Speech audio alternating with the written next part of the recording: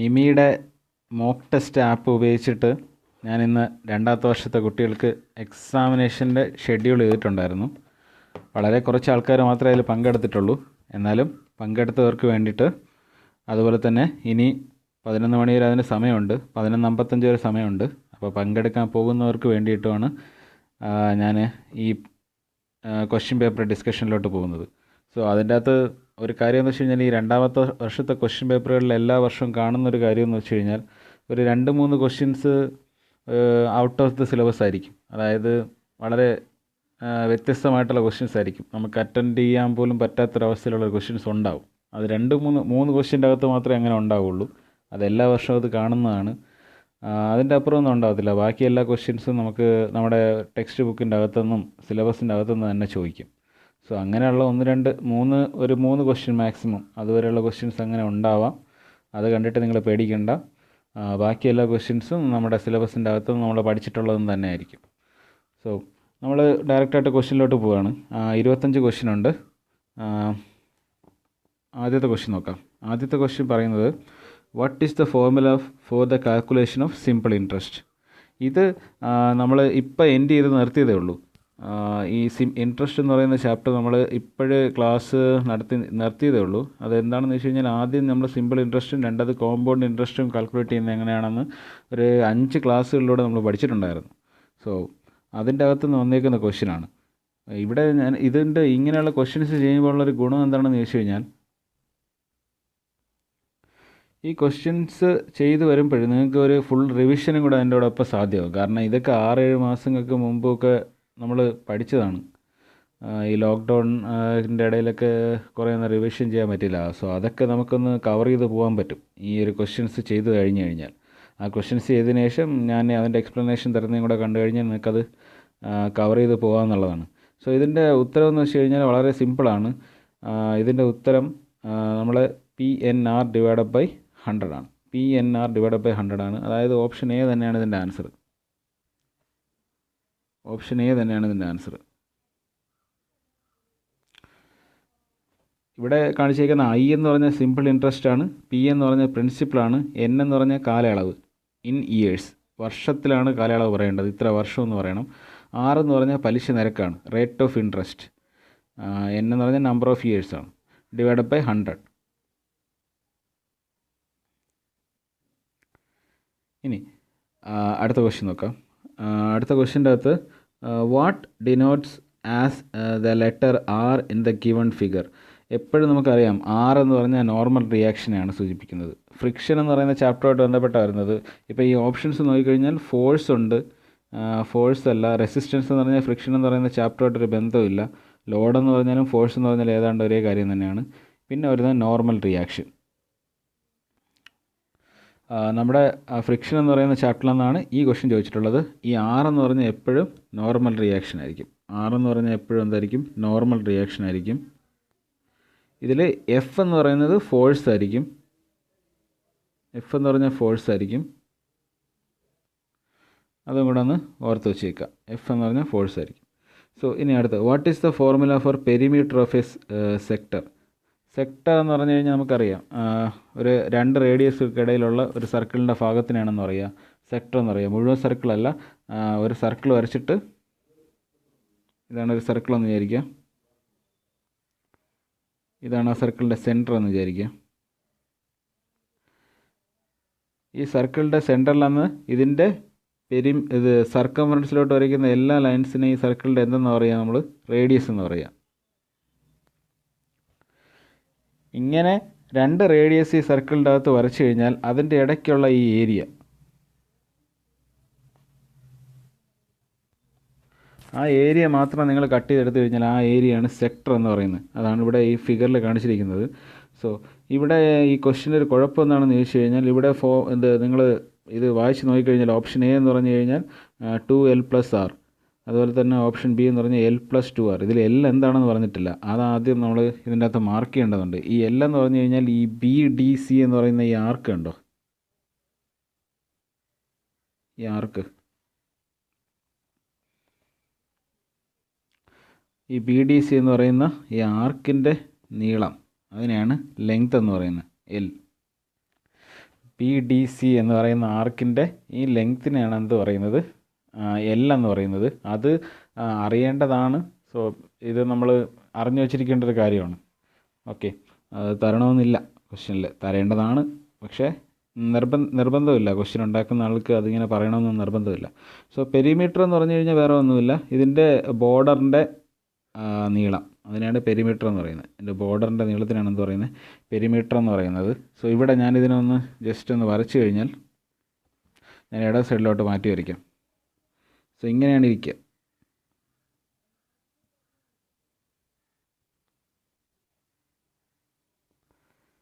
ഇങ്ങനെയാണ് ഇട സൈഡിൽ ഞാൻ കാണിച്ചിട്ടുണ്ട്. ഇതൊരു റേഡിയസ് ആയിരിക്കും, ഇതൊരു റേഡിയസ് ആയിരിക്കും. ഈ മൂന്നാമത്തെ ഈ കർവ്, ആ മൂന്നാമത്തെ കർവ് എന്ന് പറഞ്ഞാൽ എന്തായിരിക്കും, L ആയിരിക്കും. സോ L പ്ലസ് ഇതിൻ്റെ ബോർഡറിൻ്റെ നീളം പറയുമ്പോൾ L പ്ലസ് ആദ്യം L വരുമല്ലോ, L പ്ലസ് പിന്നെ എന്ത് വരും, R പ്ലസ് R. L വരും, പിന്നെ എന്ത് വരും, രണ്ട് റേഡിയസും വരും, L plus R plus R. ഈ R പ്ലസ് ആറിനെ നമുക്ക് എന്തെന്ന് പറയാം, L plus R plus R എന്ന് വരും. R പ്ലസ് ആറിന് നമുക്ക് 2R എന്ന് പറയാം. So L plus 2R. അതാണ് നമ്മൾ ഈ ക്വസ്റ്റ്യനിൽ ഓപ്ഷൻ ബി ആയിട്ട് കാണുന്നത്. അതാണ് നമ്മൾ ഈ ക്വസ്റ്റ്യനിൽ ഓപ്ഷൻ ബി ആയിട്ട് കാണുന്നത്. സോ അടുത്ത ക്വസ്റ്റ്യനിലോട്ട് പോവാം. What is the total construction cost of a construction area 3000 square feet? ബ്രാക്കറ്റിനകത്ത് cost of construction 2000 per square feet including material and labor. ഇത് നമുക്ക് ബാക്കിയായിട്ടുള്ള ഒരു ചാപ്റ്ററിൽ നിന്നുള്ളൊരു ക്വസ്റ്റ്യനാണ്. പക്ഷേ ഇത് പഠിക്കാൻ വേണ്ടിയിട്ട് അങ്ങനെ പ്രത്യേകിച്ച് വലിയ അറിവൊന്നും ആവശ്യമൊന്നുമില്ല. നിങ്ങളിപ്പോൾ ഒരു കടയിൽ പോയിട്ടൊരു പേന വാങ്ങുകയാണെന്ന് വിചാരിക്കുക, ഒരു 10 പേന വാങ്ങുകയാണെന്ന് വിചാരിക്കുക. ആ 10 പേനയുടെ കോസ്റ്റ് എത്രയാണെന്ന് കാൽക്കുലേറ്റ് ചെയ്യാനുള്ള ബുദ്ധി നിങ്ങൾക്കുണ്ടാവും. അത് മാത്രം ഇവിടെയും മതി. സോ എപ്പോഴും കോസ്റ്റ് അറിയണമെങ്കിൽ രണ്ട് കാര്യങ്ങൾ അറിയണം. ഒന്ന്, ക്വാണ്ടിറ്റി എത്രയാണെന്ന് അറിയണം. ഓക്കെ, എത്ര, ഇപ്പോൾ പേന വാങ്ങുന്ന ഒരു എക്സാമ്പിൾ ഞാൻ എടുക്കുകയാണ്. നിങ്ങൾ ഒരു കടയിൽ പോയിട്ട് പേന വാങ്ങുകയാണ്. ആ പേനയ്ക്ക് നിങ്ങൾ എത്ര വില കൊടുക്കേണ്ടി വരും, അല്ലെങ്കിൽ ആ പേനയുടെ കോസ്റ്റ് എത്രയായിരിക്കും എന്ന് അറിയണമെങ്കിൽ രണ്ട് കാര്യങ്ങൾ അറിയണം. ഒന്ന്, ആ പേനയുടെ എത്ര പേന നിങ്ങൾ വാങ്ങുന്നു, അവിടെ ക്വാണ്ടിറ്റി എന്ന് പറയുമ്പോൾ പേനയുടെ എണ്ണമാണ്. ഓരോയിടത്ത് ക്വാണ്ടിറ്റി വ്യത്യാസപ്പെടും. സോ ഇത് ജസ്റ്റ് ബേസിക് ആയിട്ടുള്ള ഇവിടെ ഇത്രയും ഇൻഫർമേഷൻ മതിയാവും കോസ്റ്റ് കണ്ടുപിടിക്കാൻ വേണ്ടി. ക്വാണ്ടിറ്റി ആദ്യം അറിയേണ്ട എന്താണ്, ക്വാണ്ടിറ്റി. ഈ ക്വാണ്ടിറ്റി വ്യത്യസ്തമായിരിക്കും. ഇപ്പോൾ പേനയുടെ കേസാണെങ്കിൽ അവിടെ പേനയുടെ എണ്ണം ആയിരിക്കും അവിടുത്തെ ക്വാണ്ടിറ്റി. ഇനി വീടിൻ്റെ കാര്യം പറയുകയാണെങ്കിൽ നമ്മളെപ്പോഴും തറ വെച്ചിട്ടാണ് പറയുന്നത്, തറയുടെ ഏരിയ വെച്ചിട്ടാണ്. അവിടെ ഏരിയ എന്ന് പറഞ്ഞാൽ സ്ക്വയർ ഫീറ്റ് ആയിരിക്കും. ഇപ്പം അതുപോലെ തന്നെ വീടിൻ്റെ ഏരിയ എന്ന് പറഞ്ഞാൽ സ്ക്വയർ ഫീറ്റ് ആയിരിക്കും. വീടിൻ്റെ ക്വാണ്ടിറ്റി നമ്മൾ പറയുന്നത് ഇത്ര സ്ക്വയർ ഫീറ്റ് വീടെന്നാണ് പറയുക. സോ അതാണ് അവിടെ വരിക. ഇപ്പോൾ ഒരു ചുമര് പെയിൻറ്റ് അടിക്കണമെങ്കിൽ ഇത്ര മീറ്റർ സ്ക്വയർ വിസ്തീർണ്ണമുള്ള ഇത് വാളാണ്, അല്ലെങ്കിൽ അങ്ങനെയുള്ള കാര്യങ്ങൾ പറയും. അല്ലെങ്കിൽ ഇപ്പം ഒരു വസ്തു വാങ്ങുകയാണ്, ഗോൾഡ് വാങ്ങുകയാണ്, അല്ലെങ്കിൽ എന്തെങ്കിലും ഇപ്പോൾ ഇരുമ്പ് വാങ്ങുകയാണ്, ഇത്ര കിലോഗ്രാം എന്ന് പറയും. അവിടെ ക്വാണ്ടിറ്റി എന്ന് പറഞ്ഞാൽ കിലോഗ്രാമിലായിരിക്കും. സോ ഇപ്പോൾ വീടിൻ്റെ കാര്യം പറയുകയാണെങ്കിൽ ഇത്ര സ്ക്വയർ ഫീറ്റ് വീടെന്ന് പറയും. ഇപ്പം നമ്മൾ പേന വാങ്ങാൻ പോയി കഴിഞ്ഞാൽ ഇത്ര എണ്ണം പേനയെന്ന് പറയും. അതുപോലെ തന്നെ നമ്മൾ ഇതിൻ്റെ എന്തെങ്കിലും മെറ്റലോ എന്തെങ്കിലും വാങ്ങാൻ പോയി കഴിഞ്ഞാൽ ഇത്ര കിലോഗ്രാം എന്ന് പറയും. അരി വാങ്ങാൻ പോയാലും ഇത്ര കിലോ എന്ന് പറയും. സോ അതാണ് അവിടുത്തെ ക്വാണ്ടിറ്റി. സോ രണ്ട് കാര്യങ്ങൾ അറിയണം കോസ്റ്റ് കണ്ടുപിടിക്കണമെങ്കിൽ. രണ്ട് കാര്യങ്ങൾ അറിയണം. ഒന്ന്, ക്വാണ്ടിറ്റി അറിയണം. പിന്നെ രണ്ടാമത് അറിയേണ്ടത് ഈ ക്വാണ്ടിറ്റിയിൽ പെർ കിലോഗ്രാം. ഇപ്പോൾ മാസ് ആണെങ്കിൽ ഇത് ഇപ്പം 10 കിലോ ഉള്ള സാധനത്തിൻ്റെ കോസ്റ്റ് അറിയണമെങ്കിൽ 1 കിലോ എത്രയാണെന്ന് അറിയണം. 10 പേനയുടെ വില അറിയണമെങ്കിൽ 1 പേനയുടെ എത്രയാണെന്ന് അറിയണം. സോ അത് ആണ് രണ്ടാമത്തെ കാര്യം. റേറ്റ് എന്ന് പറയും. റേറ്റ് അറിയണം. ഇത് രണ്ടും അറിഞ്ഞിരുന്നാൽ മാത്രമേ നമുക്ക് കോസ്റ്റ് കണ്ടുപിടിക്കാൻ പറ്റൂ. സോ ആദ്യം അറിയേണ്ടത് ക്വാണ്ടിറ്റിയാണ്, രണ്ടാമത് അറിയേണ്ടത് റേറ്റാണ്. നിരക്ക് എത്ര രൂപയാണ് 1 കിലോ. ഇപ്പം മാസമാണ് ക്വാണ്ടിറ്റി ആയിട്ട് വരുന്നതെങ്കിൽ 1 കിലോയ്ക്ക് എത്രയാണ്. വീടിൻ്റേതാണെങ്കിൽ 1 സ്ക്വയർ ഫീറ്റിന് എത്രയാണ്. ഇപ്പോൾ നമ്മൾ ഈ ഇത് തിരുവനന്തപുരത്തൊക്കെ പോകുമ്പോൾ അവിടെ എഴുതി വെച്ചേക്കും 1 സ്ക്വയർ ഫീറ്റിന് ഇത്ര നിരക്കിൽ വീട് ചെയ്തു കൊടുക്കുന്നതായിരിക്കും. അത് തന്നെയാണ് ഉദ്ദേശിക്കുന്നത്. അതാണ് ഇവിടുത്തെ കാര്യം. ഈ രണ്ട് കാര്യങ്ങൾ അറിയാമെങ്കിൽ മാത്രമേ നമുക്ക് എന്ത് ചെയ്യാൻ പറ്റത്തുള്ളൂ, കോസ്റ്റ് കണ്ടുപിടിക്കാൻ പറ്റത്തുള്ളൂ. ഈ രണ്ട് കാര്യങ്ങളിവിടെ പറഞ്ഞിട്ടുണ്ട്. What is the total construction cost of A house construction area of 3000 square feet. So ഇവിടുത്തെ ഏരിയ എന്ന് പറഞ്ഞാൽ ഹൗസിൻ്റെ ക്വാണ്ടിറ്റിയാണ് പറഞ്ഞേക്കുന്നത്. ക്വാണ്ടിറ്റി എന്ന് പറഞ്ഞു കഴിഞ്ഞാൽ എന്താണ്? 3000 ആണ്. ഇവിടുത്തെ റേറ്റ് എന്ന് പറഞ്ഞാൽ എന്താണ്? 2000 പെർ സ്ക്വയർ ഫീറ്റ്. ഒരു സ്ക്വയർ ഫീറ്റിന് 2000 രൂപ നിരക്കിലാണ്. സോ ഇവിടുത്തെ എപ്പോഴും ഇവിടെ ഞാൻ ഒരു കാര്യം കൂടെ പറഞ്ഞിട്ട് നിർത്താം, എന്നിട്ട് നമുക്ക് ക്വസ്റ്റ്യനിലോട്ട് പോകാം. കോസ്റ്റ് കണ്ടുപിടിക്കണമെങ്കിൽ വേറെ ഒന്നും ചെയ്യണ്ട. കോസ്റ്റിൻ്റെ ഫോർമുല ഇതാണ്: ക്വാണ്ടിറ്റി ഇൻറ്റു റേറ്റ്. ഇതാണ് കോസ്റ്റ്. ഇത് നിങ്ങൾ നോട്ട് ചെയ്ത് വെച്ചേക്കുക. കോസ്റ്റ് എന്ന് പറഞ്ഞാൽ എന്താണ്? Quantity into rate. ഇത് ചെയ്താൽ മതി. ക്വാണ്ടിറ്റി എത്രയാണെന്ന് നോക്കുക, റേറ്റ് എത്രയാണെന്ന് നോക്കുക, രണ്ടും ഗുണിക്കുക. ഇവിടുത്തെ ക്വാണ്ടിറ്റി എത്രയാണ്? ഞാനിതൊന്ന് ഇറേസ് ചെയ്യാണ്, നിങ്ങളിത് നോട്ട് ചെയ്തെടുത്തോളാം. ഇവിടുത്തെ ക്വാണ്ടിറ്റി എന്ന് പറഞ്ഞു കഴിഞ്ഞാൽ ഈ വീടിൻ്റെ ഏരിയ എത്രയാണ്? 3000 സ്ക്വയർ ഫീറ്റാണ്. ഇവിടുത്തെ ക്വാണ്ടിറ്റി 3000 സ്ക്വയർ ഫീറ്റാണ്.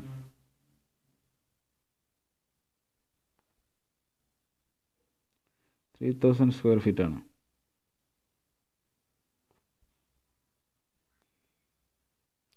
പിന്നെ ഇവിടുത്തെ കോസ്റ്റ്, ഇവിടുത്തെ റേറ്റ് എന്ന് പറഞ്ഞു കഴിഞ്ഞാൽ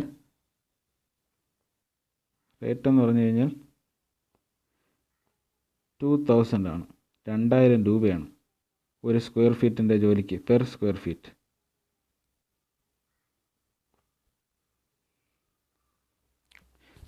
രൂപയാണ് പെർ സ്ക്വയർ ഫീറ്റ് എന്ന് പറഞ്ഞാൽ എന്താണ്? 2000 രൂപയാണ്. ഇത് രണ്ടും കൂടെ ഗുണിച്ച് കഴിഞ്ഞാൽ കാര്യം തീരും. കോസ്റ്റ് എന്ന് പറഞ്ഞാൽ എത്രയാണ്? കണ്ടുപിടിക്കാൻ വേണ്ടി വേറെ ഒന്നും ചെയ്യണ്ട. 3000 ഇൻറ്റു 2000. സോ ഇതിൻ്റെ ഉത്തരം എന്ന് പറഞ്ഞു കഴിഞ്ഞാൽ വേറെ ഒന്നുമില്ല, 60 ലക്ഷം രൂപ. ഓക്കെ, 60 ലക്ഷം രൂപ.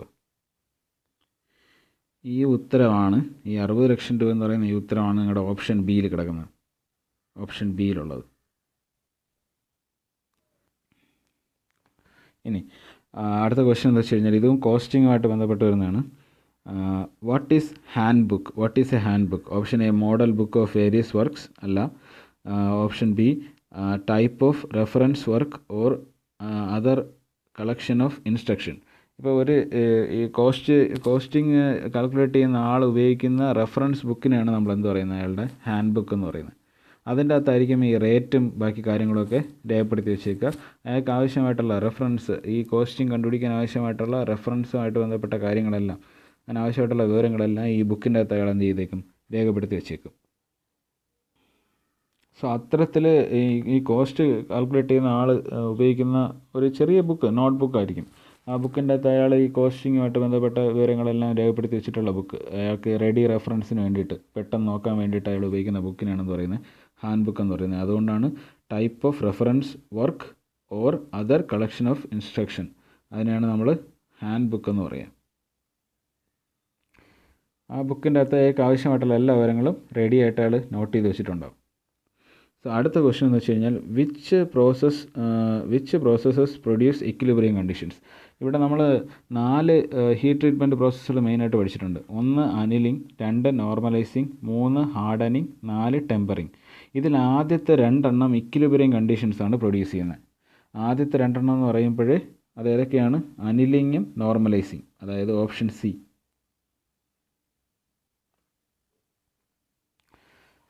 നമ്മുടെ 4 ഹീറ്റ് ട്രീറ്റ്മെൻറ്റ് പ്രോസസ്സുകളിൽ ആദ്യത്തെ 2 അനിലിങ്ങും നോർമലൈസിങ്ങും, അത് രണ്ടും ഇക്വിലിബ്രിയം കണ്ടീഷൻസാണ് പ്രൊഡ്യൂസ് ചെയ്യുന്നത്. അപ്പോൾ ഇതിൽ നിന്ന് അടുത്ത് വേറൊരു ക്വസ്റ്റ്യൻ ചോദിക്കാൻ സാധ്യതയുള്ളതെന്ന് വെച്ച് കഴിഞ്ഞാൽ നൺ ഇക്വിലിബ്രിയം കണ്ടീഷൻസ് ഉണ്ടാക്കുന്ന ഏതൊക്കെയാണെന്ന് ചോദിക്കാം. ഇക്വിലിബ്രിയം കണ്ടീഷൻസ് ഉണ്ടാക്കുന്ന ചോദിക്കാമെങ്കിൽ നൺ ഇക്വിലിബ്രിയം കണ്ടീഷൻസ് ഉണ്ടാക്കുന്നതും ചോദിക്കാം. അത് അടുത്ത 2 ആദ്യത്തെ 2 ഇത് നോർമലൈസിങ്ങും അതുപോലെ തന്നെ അനിലിങ്ങും നോർമലൈസിങ്ങും ഇക്വിലിബ്രിയം കണ്ടീഷൻസ് ഉണ്ടാക്കുന്നതാണ്. എന്നാൽ ഹാർഡനിങ്ങും അതുപോലെ തന്നെ ടെമ്പറിങ്ങും നൺ ഇക്വിലിബ്രിയം കണ്ടീഷൻസ് ഉണ്ടാക്കുന്നതാണ്. അതൊന്ന് ഓർത്ത് വെച്ചേക്കുക. അടുത്ത് വരുന്നതെന്ന് വെച്ച് കഴിഞ്ഞാൽ the diameter of a circle. What is the diameter of a circle if the area of the circle is എന്താണ്? 78.5 സെൻറ്റിമീറ്റർ സ്ക്വയർ. നമുക്ക് സർക്കിളിൻ്റെ ഏരിയ കണ്ടുപിടിക്കാനുള്ള ഫോർമുല അറിയാം, πr².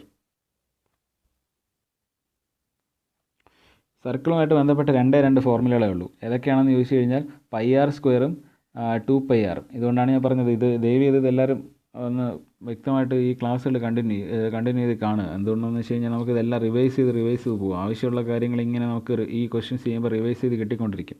സോ സർക്കിളിനെ സംബന്ധിച്ചിടത്തോളം 2 ഫോർമുലയാണ് ബേസിക് ആയിട്ടുള്ളത്. ഒന്ന് സർക്കിളിൻ്റെ സർക്കംഫറൻസ് അല്ലെങ്കിൽ അതിൻ്റെ ചുറ്റളവ് കണ്ടുപിടിക്കാനുള്ള ഫോർമുല 2πr. രണ്ടാമത്തെ പ്രധാനപ്പെട്ട ഫോർമുല എന്ന് പറഞ്ഞാൽ സർക്കിളുമായിട്ട് ബന്ധപ്പെട്ട് വരുന്നത് അതിൻ്റെ ഏരിയ കണ്ടുപിടിക്കാനുള്ള ഫോർമുലയാണ്. അത് πr² ആണ്. അതെന്താണ്? πr² ആണ്. സോ ഈ ഏരിയയുടെ ഫോർമുല ആണ് πr². ഈ ഏരിയയാണ് എന്തെന്ന് തന്നിട്ടുള്ളത്? ഈ ഏരിയനാണ് എത്രയും തന്നിട്ടുള്ളത്? 78.5 cm² തന്നിട്ടുള്ളത്. എന്ത് തന്നിട്ടുള്ളത്? 78.5 cm² തന്നിട്ടുള്ളത്. ഈ ഫോർമുലകളിൽ നമുക്ക് r² കണ്ടുപിടിക്കാൻ പറ്റും. എന്താണ്? 78.5 / π. അവിടെ എങ്ങനെ പൈ ഡിവൈഡ് ആയെന്ന് നിങ്ങൾ അറിയായിരിക്കും. r² pi multiply ചെയ്തേക്കായിരുന്നു. അത് വലത് സൈഡിലോട്ട് പോകുമ്പോൾ എന്താവും? ഡിവിഷൻ ആവും. അത് ഡിവിഷനായിട്ട് വരുന്നതാണ് ഈ / π എന്ന് പറയുന്നത്. ഇനി ഇതിൽ നിന്ന് r കണ്ടുപിടിക്കണമെങ്കിൽ ഇതിൻ്റെ റൂട്ട് എടുത്താൽ മതി. 78.5 / π. സോ റേഡിയസ് കണ്ടുപിടിക്കണമെങ്കിൽ 78.5 / π റൂട്ട് എടുത്താൽ മതി. ഈ കിട്ടുന്ന ആൻസർ എന്ന് പറഞ്ഞു കഴിഞ്ഞാൽ റേഡിയസ് ആയിരിക്കും. ഇനി ഡയഗണൽ കണ്ടുപിടിക്കണമെങ്കിൽ ഡയഗണൽ d = 2r ആണ്. ഓക്കെ, ഡയഗണൽ d എന്താണ്? 2r ആണ്. അതായത് റേഡിയസ് കാൽക്കുലേറ്റ് ചെയ്തതിന് ശേഷം അതിൻ്റെ ഇരട്ടി എടുത്തു കഴിഞ്ഞാൽ എന്ത് കിട്ടും? ഡയഗണൽ കിട്ടും. അത്രയേ ഉള്ളൂ, വേറെ ഒന്നുമില്ല. അതിൻ്റെ അകത്ത് റേഡിയസ് നമ്മൾ 78.5 / π റൂട്ട് എടുക്കുമ്പം റേഡിയസ് കിട്ടും. 78.5 പൈയുടെ വാല്യൂ എന്ന് പറഞ്ഞാൽ 3.14 അല്ലെങ്കിൽ 22/7. 3.14 എടുത്താൽ മതി. 78.5 3.14 കൊണ്ട് ഡിവൈഡ് ചെയ്യുക. എന്നിട്ട് സ്ക്വയർ റൂട്ടിൻ്റെ ചിഹ്നം അമർത്തുക കാൽക്കുലേറ്ററിൽ. സോ എന്ത് കിട്ടും? റേഡിയസ് കിട്ടും. ആ റേഡിയസിൻ്റെ ഇരട്ടി അങ്ങ് എടുക്കുക, അല്ലെങ്കിൽ 2 കൊണ്ട് ഗുണിക്കുക. അപ്പോൾ ഡയഗണൽ കിട്ടും. ആ കിട്ടുന്ന ആൻസറാണ്, നിങ്ങൾ ചെയ്ത് നോക്കുക. ആ കിട്ടുന്ന ആൻസറാണ് എന്തെന്ന് കിട്ടുക? ബി എന്ന് കിട്ടുക, 10 എന്ന് കിട്ടുക.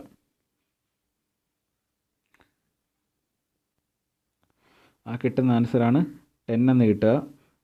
ഓക്കെ, സോ അടുത്ത് വരുന്നതെന്ന് വെച്ച് കഴിഞ്ഞാൽ what is the name of the point C? So ഈ ഫിഗർ ഇതിൽ നിന്ന് മാഞ്ഞു പോയി. അപ്പോൾ എനിക്കതൊന്നിന്ന് വരയ്ക്കേണ്ടി വരും. ഞാനൊന്ന് ജസ്റ്റ് ഒന്ന് അത് വരയ്ക്കാം ആദ്യം. ഈ ഫിഗർ നിങ്ങൾ എവിടെ കണ്ടിട്ടുണ്ടെന്ന് ഞാൻ പറഞ്ഞുതരാം. സ്ട്രെസ് സ്ട്രെയിൻ ചാപ്റ്ററിൽ കണ്ടിട്ടുണ്ട്. അതിൻ്റെ അവസാനം നമ്മൾ ഈ ഫിഗർ പഠിച്ചിട്ടുണ്ട്. ഇതെന്ന് പറഞ്ഞു കഴിഞ്ഞാൽ ഒരു മൈൽഡ് സ്റ്റീലിനെ ടെൻസൈൽ ടെസ്റ്റ് നടത്തുമ്പോൾ നമുക്ക് കിട്ടുന്ന ഫിഗറാണ്.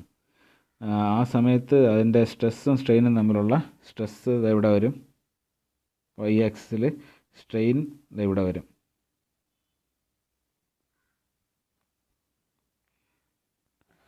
സ്ട്രെസ്സും സ്ട്രെയിനും നമ്മൾ സ്ട്രെയിൻ ഇവിടെ വരും, ഇവിടെ സ്ട്രെസ്സാണ് വരുന്നത് കേട്ടോ. സ്ട്രെസ് y ആക്സിസിൽ. സോ ഒരു മൈൽഡ് സ്റ്റീലിനെ ലോഡ് ടെസ്റ്റ്, അതായത് വെയിറ്റ് കൂട്ടി അതിനെ പൊട്ടിക്കുന്നവരെ വെയിറ്റ് കൂട്ടിക്കൊണ്ടിരിക്കും. ആ രീതിയിൽ നമ്മൾ ടെൻസൈൽ ടെസ്റ്റിന് വിധേയമാക്കിയിട്ട് നമ്മൾ ഉണ്ടാക്കിയെടുക്കുന്ന ഗ്രാഫാണിത്.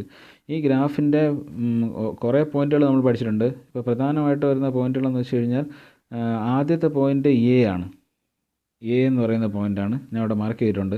ഈ എ വരെ stress strain diagram straight line ആയിരിക്കും. ആ എന്നെയാണ് നമ്മൾ പ്രൊപ്പോർഷണൽ ലിമിറ്റ് എന്ന് പറയുന്നത്. അതിനായിട്ട് ബി വരും, അതാണ് ഇലാസ്റ്റിക് ലിമിറ്റ് എന്ന് പറയുന്നത്. സി വരും, അതിനെ ഈൽഡ് പോയിൻ്റ് എന്നാണ് പറയുന്നത്. എന്ത് പറയുന്നത്? ഈൽഡ് പോയിൻ്റ് എന്ന് പറയുന്നത് നമ്മുടെ ആൻസർ എപ്പോഴും ഈൽഡ് പോയിൻ്റാണ്. ഇതെല്ലാം ഓരോന്നും എന്തൊക്കെയാണെന്ന് ഞാൻ ഇവിടെ വിശദീകരിക്കുന്നില്ല, കാരണം നമ്മളിത് ഡീറ്റെയിൽഡ് ആയിട്ട് ക്ലാസ്സിൽ നോട്ട് എഴുതി പഠിച്ചതാണ്. സോ അതുകൊണ്ട് ആ നോട്ട് നിങ്ങൾ ദയവ് ചെയ്ത് ഇപ്പം തന്നെ ഒന്ന് വായിച്ചു നോക്കുക. ഈ ക്വസ്റ്റ്യൻ ചെയ്തുകൊണ്ടിരിക്കുമ്പോൾ തന്നെ ഈ വീഡിയോ ഒന്ന് പേഴ്സ് ചെയ്ത് വെച്ചതിന് ശേഷം ആ നോട്ടൊന്ന് എടുത്ത് വായിച്ചതിന് ശേഷം മാത്രം അടുത്ത ക്വസ്റ്റ്യനിലോട്ട് പോവുക. നമ്മുടെ ആൻസർ സി എന്ന് പറഞ്ഞു കഴിഞ്ഞാൽ ഈൽഡ് പോയിൻ്റ് ആയിരിക്കും. എ എന്ന് പറഞ്ഞാൽ പ്രൊപ്പോർഷണൽ ലിമിറ്റാണ്, ബി എന്ന് പറഞ്ഞാൽ ഇലാസ്റ്റിക് ലിമിറ്റാണ്, സി എന്ന് പറഞ്ഞു കഴിഞ്ഞാൽ ഈൽഡ് പോയിൻ്റാണ്.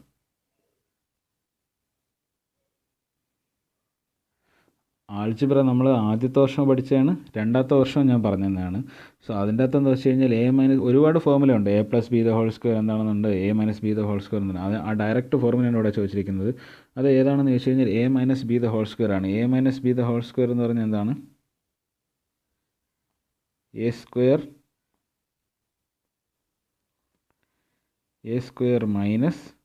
2ab + b².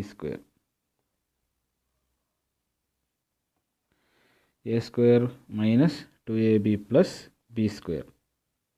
സോ ഇതാണ് അതിൻ്റെ കാര്യം.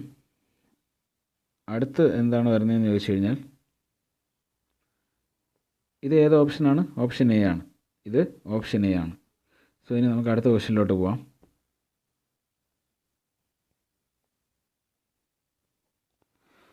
നമുക്ക് ഈ റെഗുലർ ആയിട്ടുള്ള ഷേപ്പുകൾ, അതായത് സർക്കിൾ, റെക്റ്റാങ്കിൾ, ട്രയാങ്കിൾ അങ്ങനെയുള്ള സാധനങ്ങളുണ്ട്. അതിൻ്റെ അകത്തുള്ള ഷേപ്പുകൾ നമുക്ക് അതിൻ്റെയൊക്കെ ഏരിയ കണ്ടുപിടിക്കാനുള്ള ഫോർമുല നമ്മൾ ഓൾറെഡി പഠിച്ചിട്ടുണ്ട്. ഇനി ചിലപ്പോൾ ഇതിലൊന്നും ഉൾപ്പെടുത്താൻ പറ്റാത്തൊരു ഷേപ്പ് വരാം. ഓക്കെ, ഷേപ്പുകൾ നമുക്ക് പ്രധാനമായിട്ട് റെഗുലർ ഷേപ്പുകളെന്ന് വിളിക്കാം, അതുപോലെ തന്നെ ഇറഗുലർ ഷേപ്പുകളെന്ന് വിളിക്കാം. റെഗുലർ ഷേപ്പുകളെന്ന് പറഞ്ഞാൽ നമ്മൾ കാണുന്നതാണ് റെക്റ്റാങ്കിൾ, ട്രയാങ്കിൾ, സർക്കിൾ അങ്ങനെയുള്ള സാധനങ്ങൾ. ഇനി ഇതിലൊന്നും ഉൾപ്പെടുത്താൻ പറ്റാത്ത ഷേപ്പുകൾ ചിലപ്പോൾ ഏരിയ നമുക്ക് കണ്ടുപിടിക്കേണ്ടി വരാം. ആ സമയത്ത് നമുക്കൊരു അപ്രോക്സിമേറ്റ് ആയിട്ട് നമുക്കതിനെ കണ്ടുപിടിക്കാൻ പറ്റുള്ളൂ. അങ്ങനെ നമുക്ക് എങ്ങനെ കണ്ടുപിടിക്കാൻ പറ്റത്തുള്ളൂ? അപ്രോക്സിമേറ്റ് വാല്യൂ മാത്രമേ കണ്ടുപിടിക്കാൻ പറ്റുള്ളൂ. എക്സാക്റ്റ് വാല്യൂ നമുക്ക് എന്ത് ചെയ്യാൻ പറ്റത്തില്ല. ആക്ച്വൽ വാല്യൂ അല്ലെങ്കിൽ ആക്യുറേറ്റ് ആയിട്ട് 100% കറക്റ്റായിട്ടുള്ള വാല്യൂ നമുക്ക് കണ്ടുപിടിക്കാൻ പറ്റില്ല. നമുക്കൊരു അപ്രോക്സിമേറ്റ് വാല്യൂ കണ്ടുപിടിക്കാൻ പറ്റുള്ളൂ. അങ്ങനെ അപ്രോക്സിമേറ്റ് വാല്യൂ കണ്ടുപിടിക്കാൻ വേണ്ടിയിട്ടുള്ള ഉപയോഗിക്കുന്ന ഒരു വഴിയാണ് എന്തെന്ന് പറയുന്നത് സിംപ്സൺസ് റൂൾ എന്ന് പറയുന്നത്. സിംപ്സൺസ് റൂൾ എന്ന് പറയുന്നത് അതിൻ്റെ ഫോർമുലയാണ് ഇവിടെ ചോദിച്ചിരിക്കുന്നത്.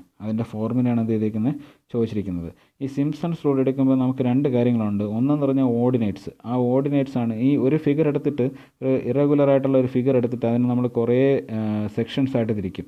ആ സെക്ഷൻസ് ആയിട്ട് തിരിക്കുമ്പം നമ്മൾ കുറുകെ വരയ്ക്കുന്ന ലൈനുകളെയാണ് നമ്മൾ ഓർഡിനേറ്റ്സ് എന്ന് വിളിക്കുന്നത്. ഇവിടെ ഓർഡിനേറ്റ്സിനെ നമ്മൾ y കൊണ്ടാണ് സൂചിപ്പിച്ചിട്ടുള്ളത്. ആദ്യത്തെ സെക്ഷൻ തിരിക്കുന്ന ആ ലൈനിനെയാണ് y1 എന്ന് പറയുന്നത്. ഇവിടെ ഉണ്ട്.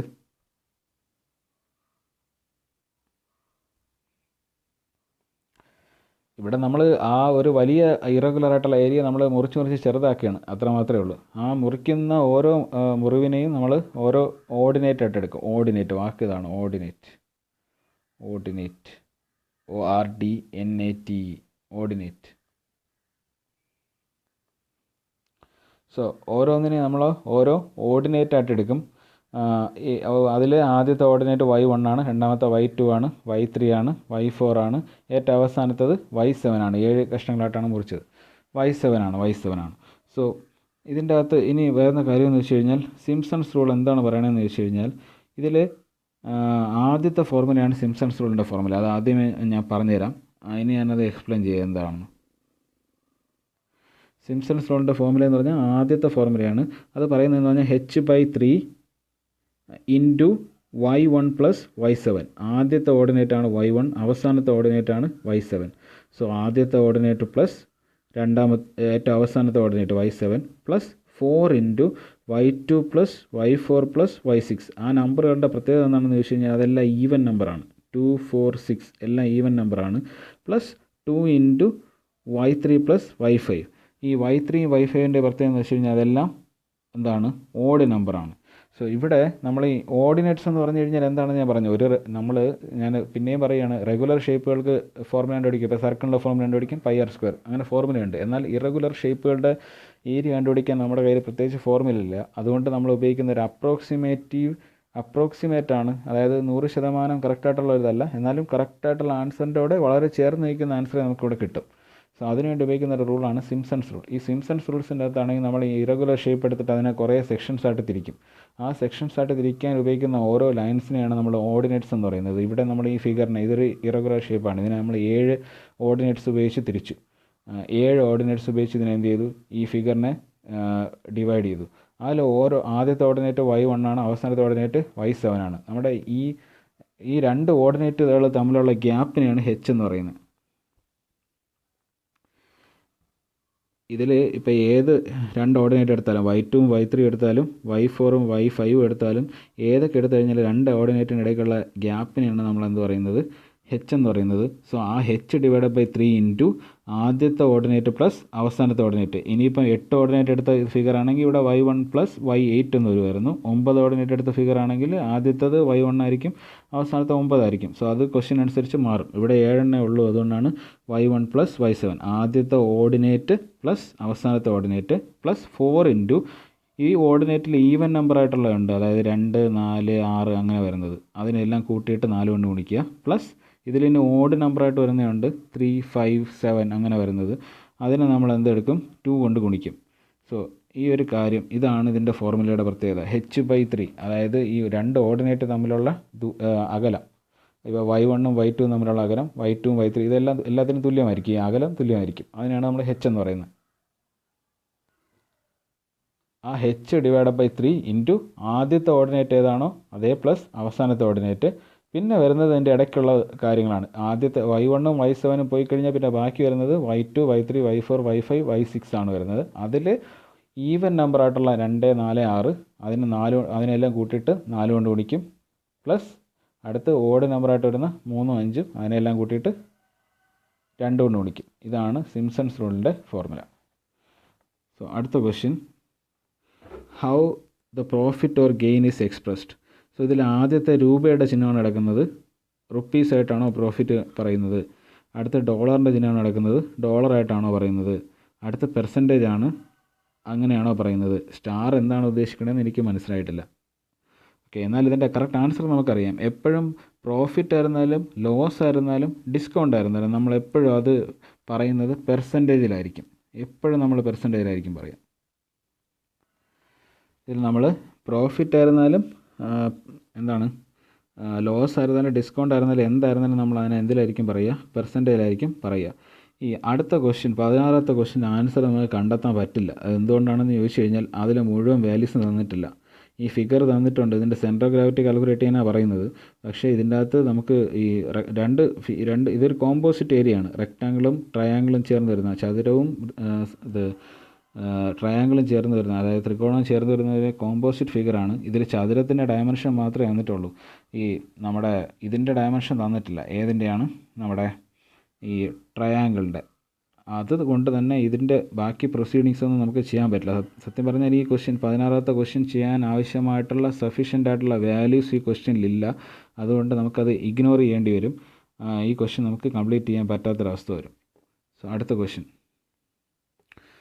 ഓക്കെ, ഞാൻ ഓൾറെഡി പറഞ്ഞു, നമ്മൾ നേരത്തെ ക്വസ്റ്റ്യനിൽ പറഞ്ഞു തന്നെയാണ് ഇവിടെ വരുന്നത്, റിപ്പീറ്റ് ചെയ്ത് വരുന്നത്. പ്രോഫിറ്റ് ആയിരുന്നാലും ലോസ് ആയിരുന്നാലും ലാഭമായിരുന്നാലും നഷ്ടമായിരുന്നാലും ഡിസ്കൗണ്ട് ആയിരുന്നാലും നമ്മൾ എപ്പോഴും പെർസെൻറ്റേജിലായിരിക്കും കാൽക്കുലേറ്റ് ചെയ്യുന്നത്. അതിൻ്റെ ഫോർമുല എന്താണെന്നാണ് ചോദിച്ചേക്കുന്നത്. ഇനി അതിൻ്റെ ഫോർമുല നമ്മൾ പഠിച്ചിട്ടുണ്ട്. ഇത് നമ്മൾ പ്രോഫിറ്റ് ആൻഡ് ലോസ് എന്ന് പറയുന്ന ചാപ്റ്ററിലാണ് പഠിച്ചത്. ഇതിൻ്റെ ഫോർമുല എന്ന് പറഞ്ഞാൽ D ആണ്. ഇവിടെ ഇപ്പോൾ നിങ്ങൾ നോക്കിക്കഴിഞ്ഞാൽ ഒരുപാട് കാര്യങ്ങൾ ഡയറക്റ്റായിട്ടാണ്, മറ്റേ ഈ ആൾജിബ്ര ഒരു ഫോർമുല ഡയറക്റ്റായിട്ടാണ് ചോദിച്ചിരിക്കുന്നത്.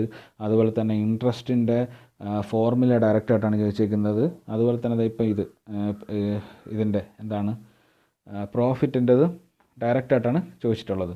സോ അതുകൊണ്ട് തന്നെ എന്താണെന്ന് വെച്ച് കഴിഞ്ഞാൽ ഈ ഫോർമുലകൾ പഠിച്ചാൽ പോലും നമുക്ക് എന്ത് ചെയ്യാൻ പറ്റും? നമുക്ക് ഫോർമുലകൾ പഠിച്ചാൽ പോലും നമുക്ക് ആൻസറുകൾ 3 എണ്ണമാണ് ഇവിടെ വരുന്നത്. ഈ ഒരു ക്വസ്റ്റ്യൻ പേപ്പറിൽ മാത്രം ഫോർമുലയിൽ മാത്രം ഡയറക്റ്റായിട്ട് 3 എണ്ണം വന്നു. അപ്പോൾ ആ ഫോർമുലകളുടെ ഇമ്പോർട്ടൻസ് നിങ്ങൾക്ക് മനസ്സിലാവുമെന്ന് ഞാൻ വിശ്വസിക്കുന്നു. ഇനി അടുത്ത്, which is used to reduce the friction in machine parts. ഇത് ഞാൻ പറഞ്ഞിട്ടുണ്ട്. ആദ്യത്തെ ഓപ്ഷൻ കെറോസിനാണ്, പെട്രോളാണ്, വാട്ടറാണ്, ലൂബ്രിക്കൻ്റ് ആണ്. എന്തിനാണ് നമ്മൾ വണ്ടിയിൽ ലൂബ്രിക്കൻ്റ് ഓയിലൊക്കെ ഒഴിക്കുന്നത്? ആ വണ്ടിയിലകത്തുള്ള മെഷീൻ്റെ പാർട്സുകൾ അങ്ങോട്ടും ഇങ്ങോട്ടും നീങ്ങുമ്പോൾ അതിൻ്റെ ഇടയ്ക്കുള്ള ഫ്രിക്ഷൻ കുറയ്ക്കാൻ വേണ്ടിയിട്ടാണ്. ലൂബ്രിക്കൻസ് ആണ് ഇതിൻ്റെ ആൻസർ. വേറെ ഒന്നുമല്ല, ഫ്രിക്ഷൻ കുറയ്ക്കാൻ വേണ്ടി ഉപയോഗിക്കുന്ന സാധനങ്ങളെയാണ് നമ്മൾ ലൂബ്രിക്കൻ്റ് എന്ന് പറയുന്നത്. ഇനി അടുത്ത ചോദ്യം, which of the impurity in cast iron makes it hard and brittle. ഇങ്ങനെ ഒരു ക്വസ്റ്റ്യൻസ് എപ്പോഴും ചോദിക്കാറുണ്ട്. ഇതൊന്നും സിലബസിൽ ഉണ്ടായിരിക്കുന്ന ക്വസ്റ്റ്യൻസ് ആയിരിക്കില്ല. പക്ഷേ എല്ലാ വർഷവും ഇങ്ങനൊരു ക്വസ്റ്റ്യൻ ഒന്നല്ല, ഒരു 3 ക്വസ്റ്റ്യൻ വരെ ഇങ്ങനെ ചോദിക്കാറുണ്ട്. സോ ഇതിൻ്റെ ആൻസർ നിങ്ങൾ കാണാതെ പഠിച്ച് വെച്ചേക്കുക. ഇത് നമ്മുടെ സിലബസിലുള്ള കാര്യമല്ല. Which impurity in cast iron makes it hard and brittle. Cast അയണിൽ ഈ താഴെ തന്നേക്കുന്നതിൽ ഏത് ചേരുമ്പോഴാണ് കാസ്റ്റ് അയണിൻ്റെ ഉള്ളിൽ, കാസ്റ്റ് അയൺ എന്ന് പറഞ്ഞാൽ എന്താണെന്ന് ഞാൻ പറഞ്ഞുതരാം. 2 മുതൽ 4% വരെ അയണിൻ്റെ അകത്ത് കാർബൺ കണ്ടൻറ്റ് 2 മുതൽ 4% വരെ ഉള്ള അയണിൻ്റെയും കാർബണിൻ്റെയും സംയുക്തത്തിനെയാണ്. ഇരുമ്പിൽ 2% മുതൽ 4% വരെ കാർബൺ കണ്ടൻറ്റുള്ള ഇരുമ്പിനെ, സ്റ്റീലിനെയാണ്, സ്റ്റീൽ എന്ന് പറയാൻ പാടില്ല, ഇരുമ്പിൻ്റെ ആ ഒരു സംയുക്തം, ഇരുമ്പും കാർബണും ചേർന്നിട്ടുള്ള സംയുക്തത്തിനെയാണ് നമ്മൾ കാസ്റ്റ് അയൺ എന്ന് പറയുന്നത്. ഈ കാസ്റ്റ് അയണിൻ്റെ അകത്തോട്ട് സൾഫർ, എൻ്റെ ആൻസർ എന്ന് പറഞ്ഞാൽ സൾഫറാണ്. സൾഫറും കൂടി ചേർത്ത് കഴിഞ്ഞാൽ ഈ കാസ്റ്റ് അയൺ എന്തായിട്ട് മാറും? ഹാർഡും ബ്രിട്ടിലുമായിട്ട് മാറും എന്നാണ് ഇവിടെ പറയുന്നത്.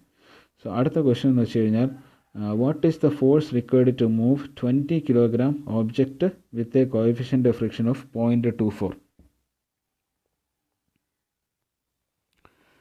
ഇവിടെ നമുക്ക് ഈ ഫിഗർ വരയ്ക്കാം. Okay, what is the force required to move a 20 kilogram object? ഇതൊരു ഫ്ലോർ ആണെന്ന് വിചാരിക്കാം. ഈ ഫ്ലോറിൽ 20 കിലോഗ്രാമുള്ള വസ്തു ഇരിക്കുകയാണെന്ന് വിചാരിക്കാം.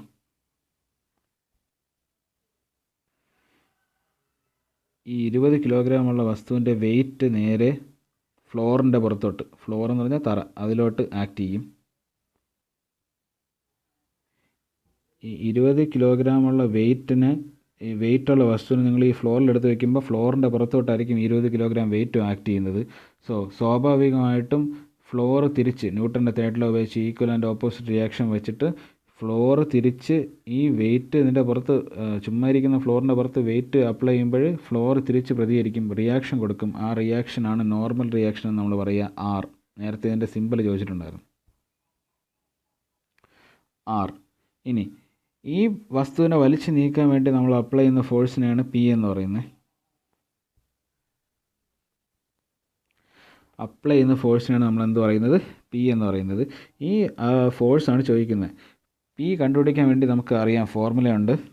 അപ്ലൈഡ് ഫോഴ്സ് കണ്ടുപിടിക്കാൻ വേണ്ടി new into normal reaction.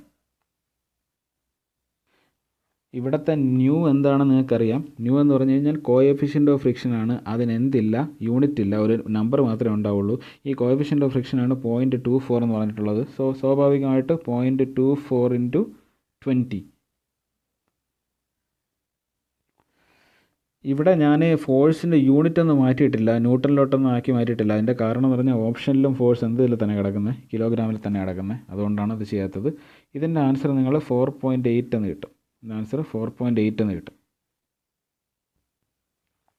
Option A ആണ് ഇതിൻ്റെ ആൻസറായിട്ട് വരിക. 4.8 എന്നാണ് ഇതിൻ്റെ ആൻസറായിട്ട് വരിക. ഈ ക്വസ്റ്റ്യൻസ് എല്ലാം നിങ്ങൾ നോട്ട് ചെയ്തെടുക്കുക കേട്ടോ, അതാണ് നല്ലത്. ഇതെല്ലാം നോട്ട് ചെയ്ത് വയ്ക്കുക.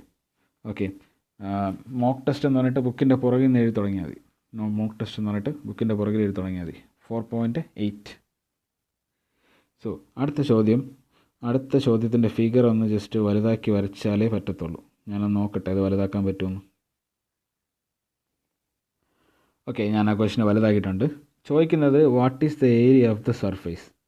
സോ ഈ ഏരിയ നിങ്ങൾ നോക്കിക്കഴിഞ്ഞാൽ ആദ്യം നിങ്ങൾ മനസ്സിലാക്കേണ്ടത് ഇതിങ്ങനെയാണ് ഇരിക്കുന്നത്.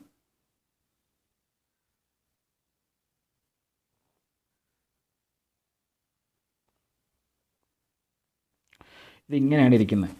ഇത്രയും ഭാഗം ഗ്യാപ്പാണ്.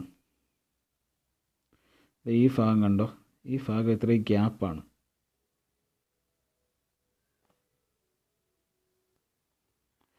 മനസ്സിലായോ? അത് ഗ്യാപ്പാണ്, ഓർത്തോളുക. ഇനി ഈ ഗ്യാപ്പ് വരുന്ന ഭാഗത്തിൻ്റെ ഷേപ്പിനെ നിങ്ങൾ കണ്ടിട്ടുണ്ടാവും ഇതിനു മുമ്പേ. നമ്മൾ ആദ്യത്തെ വർഷം ഈ ഷേപ്പ് കണ്ടിട്ടുണ്ട്. എന്ത് ഷേപ്പാണത്? ട്രപ്പീസിയമാണ്. അതെന്ത് ഷേപ്പാണ്?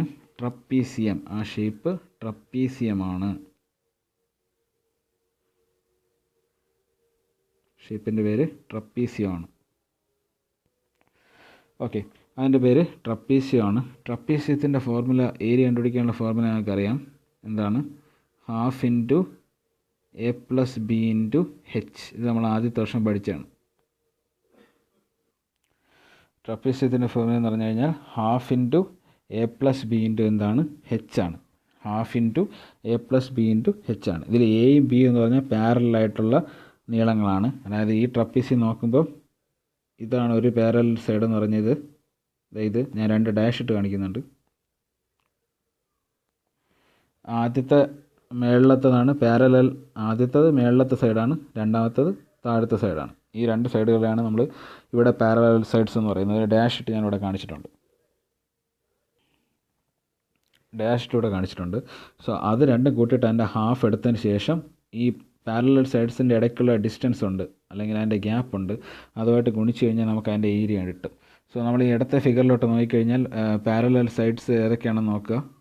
എന്താണ്? 20യും 40യും പാരലൽ സൈഡ്സ് ഇതാ ഇവിടെ കിടപ്പുണ്ട്. ആദ്യത്തേത്, രണ്ടാമത്തേത് പാരലൽ സൈഡ്സ് കിടപ്പുണ്ട്. 20യും 40യും. 20നെയും 40നെയും കൂട്ടി എത്ര കിട്ടും? 60. സോ ഞാനിവിടെ ഈ ഫോർമുലയായിട്ട് തന്നെ ചെയ്യാം. ½ ഇൻറ്റു 20 പ്ലസ് 40 ഇൻറ്റു ഇതിൻ്റെ ഇടയ്ക്കുള്ള ഗ്യാപ്പ് ഈ വല സൈഡിൽ തന്നിട്ടുണ്ട്. ഇതിൻ്റെ ഇടയ്ക്കുള്ള ഡിസ്റ്റൻസ്, ഈ പാരലൽ സൈഡ്സിൻ്റെ ഇടയ്ക്കുള്ള ഡിസ്റ്റൻസ് ഇതാ ഇവിടെ തന്നിട്ടുണ്ട്, ഇതാ ഇവിടെ ഉണ്ട്, ഇതാ ഇവിടെ ഞാൻ കാണിച്ചിട്ടുണ്ട്. സോ അതെന്ന് വെച്ച് കഴിഞ്ഞാൽ എന്താണ്, 20 mm ആണ്. സോ അതിൻ്റെ ഇടയ്ക്കുള്ള ഗ്യാപ്പ് 20 mm ആണ്. ഇത്രയും ചെയ്യുമ്പോൾ നിങ്ങൾക്ക് എത്ര ആൻസർ കിട്ടുമെന്ന് ചോദിച്ചു കഴിഞ്ഞാൽ, ഇത്രയും ചെയ്യുമ്പോൾ നിങ്ങൾക്ക് കിട്ടുന്ന ആൻസർ 600 എന്ന് കിട്ടും. 600 എന്ന് കിട്ടും. ഓക്കെ, ഇപ്പോൾ നമ്മുടെ ആൻസർ ആയോ എന്ന് ചോദിച്ചു കഴിഞ്ഞാൽ ഇല്ല, നമുക്ക് കണ്ടുപിടിക്കേണ്ട ഇതല്ല, ഇത് ഗ്യാപ്പാണ്.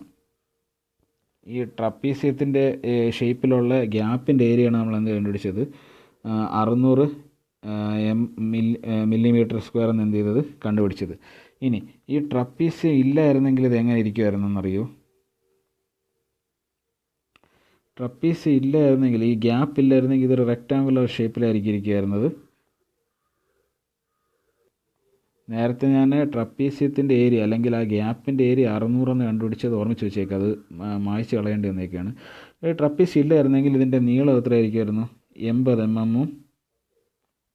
ഈ ട്രപ്പീസിയം എന്ന് പറയുന്ന ഗ്യാപ്പ് ഇല്ലായിരുന്നെങ്കിൽ ഇതിൻ്റെ നീളം 80 mm, അതുപോലെ തന്നെ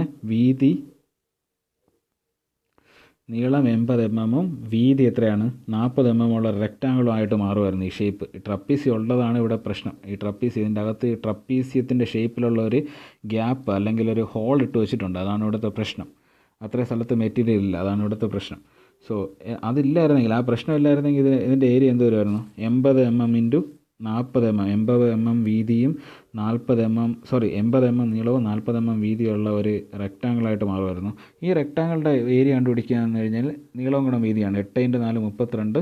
സോ ഇതിൻ്റെ ഏരിയ, വലിയ റെക്റ്റാങ്കിളുടെ ഏരിയ എന്ന് പറഞ്ഞാൽ 3200 എന്ന് വരും. ഇനി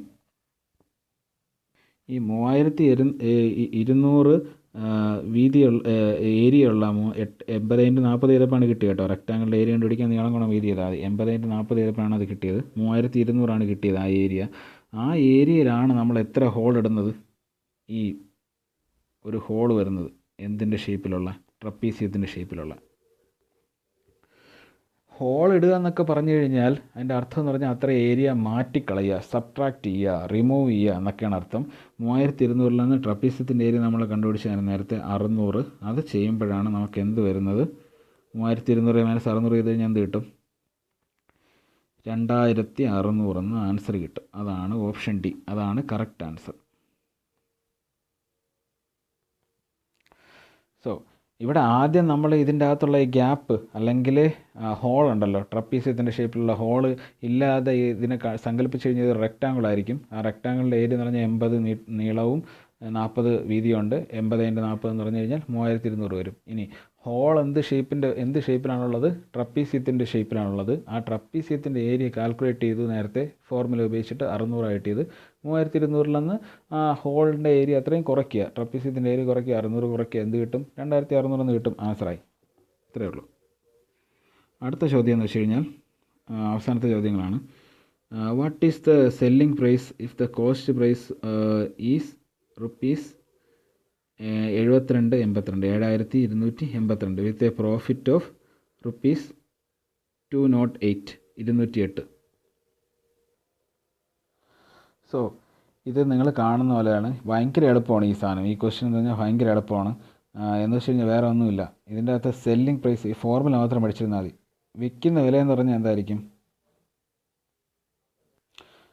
സെല്ലിംഗ് പ്രൈസ് എന്ന് പറഞ്ഞു കഴിഞ്ഞാൽ കോസ്റ്റ് പ്രൈസ് പ്ലസ് പ്രോഫിറ്റ് ആയിരിക്കും.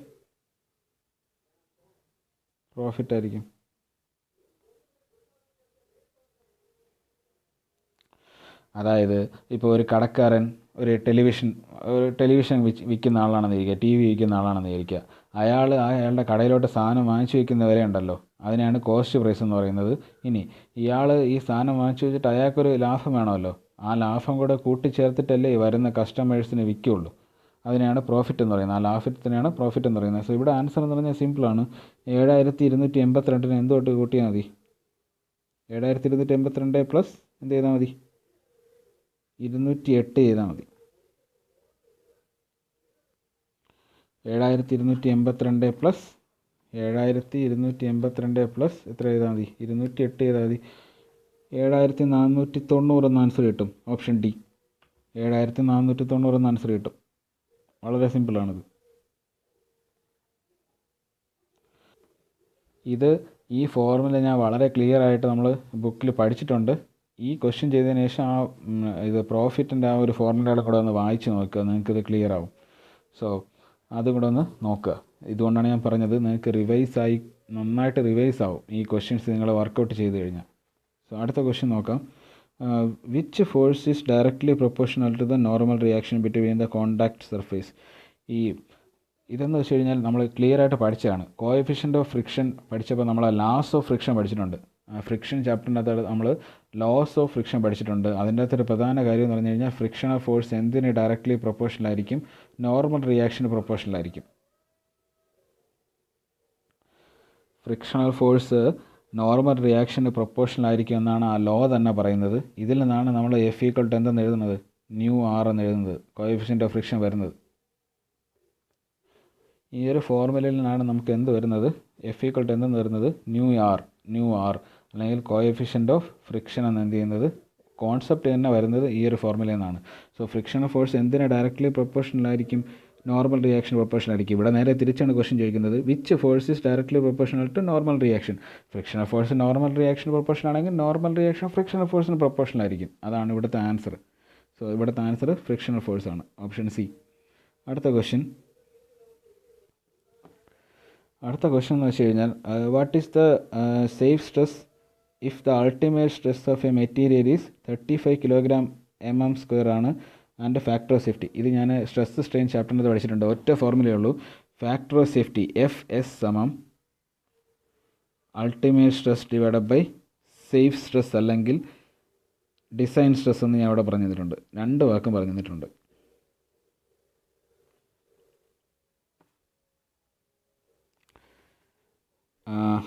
അൾട്ടിമേറ്റ് സ്ട്രെസ് ഡിവൈഡഡ് ബൈ എന്താ പറയുന്നത്? സേഫ് സ്ട്രെസ് എന്താ പറയുന്നത്? ഫാക്ടർ ഓഫ് സേഫ്റ്റി എന്ന് പറഞ്ഞു കഴിഞ്ഞാൽ അൾട്ടിമേറ്റ് സ്ട്രെസ് ഡിവൈഡഡ് ബൈ എന്താണ്? സേഫ് സ്ട്രെസ് എന്ന് പറയുന്നത്. അവിടെ നിന്ന് സേഫ് സ്ട്രെസ് കണ്ടുപിടിച്ച് കഴിഞ്ഞാൽ ഈ ഒരു ഫോർമുലയിൽ നിന്ന് സേഫ് സ്ട്രെസ് കണ്ടുപിടിക്കാൻ വേണ്ടി വേറെ ഒന്നും ചെയ്യേണ്ട. എൻ്റെ എഴുത്ത് ഇത്തിരി പ്രശ്നമാണ്, എന്നാലും നിങ്ങൾക്ക് ബുദ്ധിമുട്ടില്ലാതെ മനസ്സിലാവും.